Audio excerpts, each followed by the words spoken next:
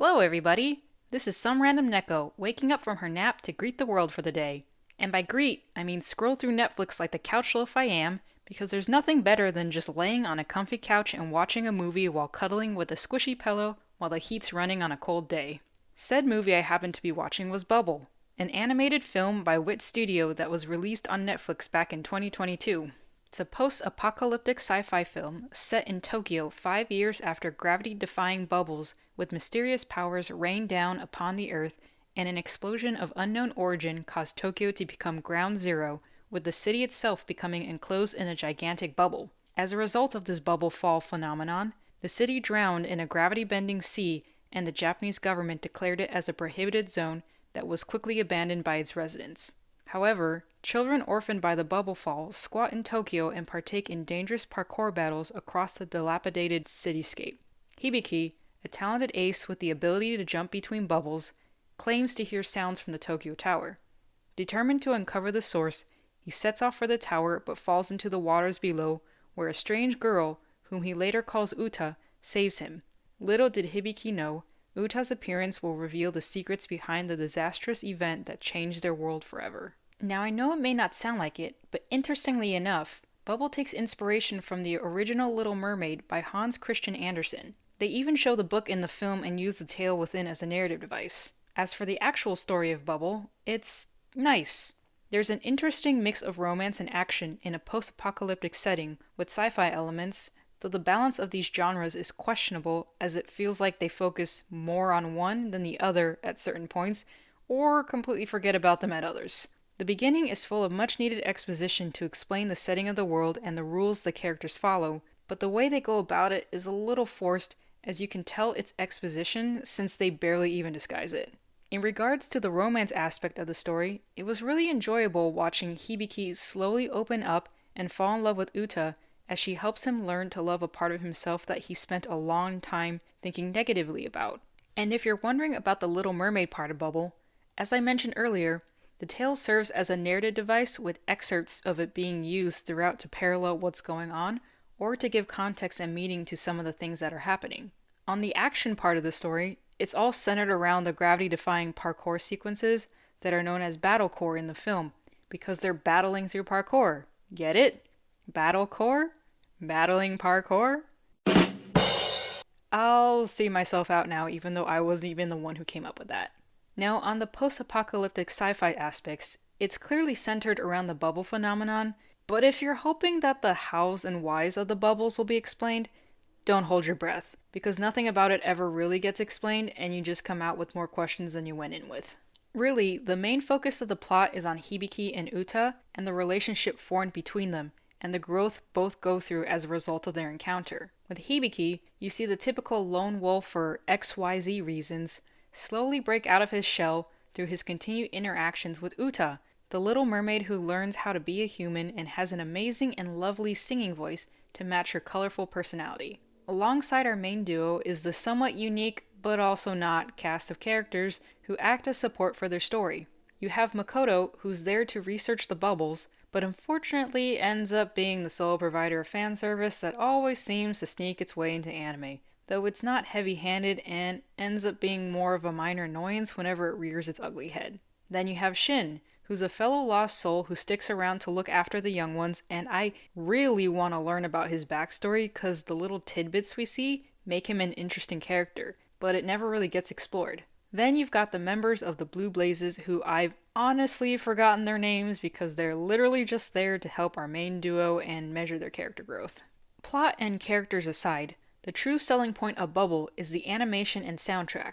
The animation is, to put it simply, very beautiful, which isn't a surprise considering the talent they got to work on this film. The cinematography is very dynamic as well, especially during the battlecore sequences where it's sometimes shot following the person going through the movements so you can see and almost feel what it's like as they parkour. However, sometimes the animation style changes for close-up shots on Hibiki and Uta, which is really jarring and to me slightly cringe. It's also really random whenever it happens too. Like, it'll happen here, but not there, and also here, but not there.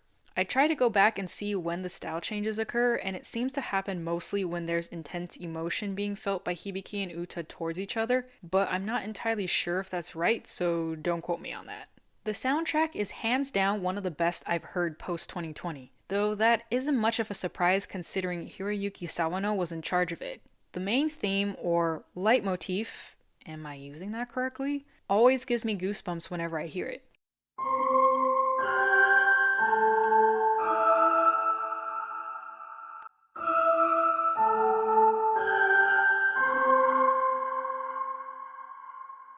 Even though it's just a simple melody, the way the film uses it to portray different emotions or form the connection between Hibiki and Uta helps to enhance the storytelling.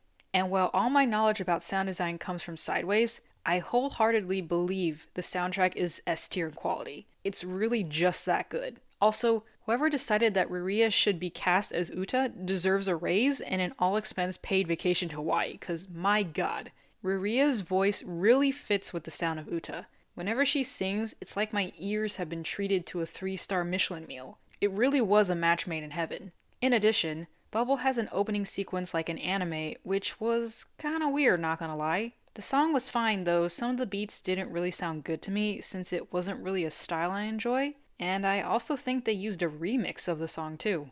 It was just weird overall to have an anime opening sequence in a film, but I guess they just wanted to stand out from other films. So, more power to them, I guess. Bubble also has a lot going on for it in terms of themes. The main theme is the concept of the spiral, the idea of coming together, colliding, scattering, and then coming together again. An endless cycle of life is shown through Hibiki and Uta's encounter, their relationship, and in the main conflict and resolution of the story. It's also quite literally told to us a few times in the film. This is where Bubble tries to get deep and meaningful with the story by trying to apply the spiral theme to all aspects of life and the universe itself, but all it ends up doing is confusing me as to whether I'm watching a post-apocalyptic sci-fi, or a romance, or a post-apocalyptic romance with some sci-fi. They even tried to be literally poetic about it at the end, but it just feels shoehorned in, to be honest. However, the use of the spiral theme is still thematically nice and visually striking at times. Also, fun fact, the meaning of Hibiki is echo or resonance, while Uta means song. This means Hibiki resonates with Uta's song, which I think is an interesting play on words and nicely sums up the buildup of the relationship. Now, as much as I enjoyed Bubble, there are a few things that stop it from being a great movie. Bubble presents an interesting scenario and follows a plotline of uncovering the mystery behind it while developing the relationship between Hibiki and Uta. However, the mystery ends up getting set aside in favor of that relationship until it comes crashing back in at the third act. It's also never really solved. Sure, the how of everything is answered, but never the why. Why did the bubbles fall to begin with? Why was the catalyst of the Tokyo disaster the catalyst to begin with? Why was Uta special enough to become the Little Mermaid? How the heck was she able to get a human form? And what's the deal with the bubbles? None of these questions get answered despite there literally being a character whose whole deal is uncovering the mystery of the bubbles. And don't even get me started on the tonal shift when the third act begins. I mean, sure, if you know the Hans Christian Andersen Little Mermaid, you could kind of predict what might happen, but when it happens, I had to pause and take a minute to think about how we got from point A to point H before deciding I should just shut my brain up and go back to watching the movie. Overall, Bubble is a very charming story filled with action and sci-fi elements that help keep the romance story fresh and exciting. While the story does try to get deep with its thematic elements, it fails to do anything more but make a shallow showing of it, as it feels kind of added on in an attempt to connect the fateful meeting between Hibiki and Uta with the circumstances of the world around them. The animation is clean and beautiful despite the style changes on a few select shots that can be jarring and a little cringe to see. The cinematography really helps boost the quality and dynamism of the parkour sequences. The music is goosebump inducing and a pleasant experience for the ears, with the sound design adding another layer to the story in a show don't tell kind of way. And I really love how it takes inspiration from the Hans Christian Andersen Little Mermaid, because you don't often see the original version being used, as Disney version always seems to be the go-to if people aren't trying to make it dark and gritty or strange. As tragic as the original Little Mermaid can be, Bubble has shown that it's possible for a tale to be tragic while still having a happy ending. All in all, Bubble gets a solid B. It's beautiful to watch, beautiful to listen to, but the execution of its story and setting holds it back from being a truly great movie. I hope you guys enjoyed this video. Reminder that this is just my opinion, so you can take it with as many grains of salt as you want. I don't mind either way, and would love to know your thoughts in the comment section down below. Feel free to like, subscribe, and comment which film you'd like me to give my 2 cents about next.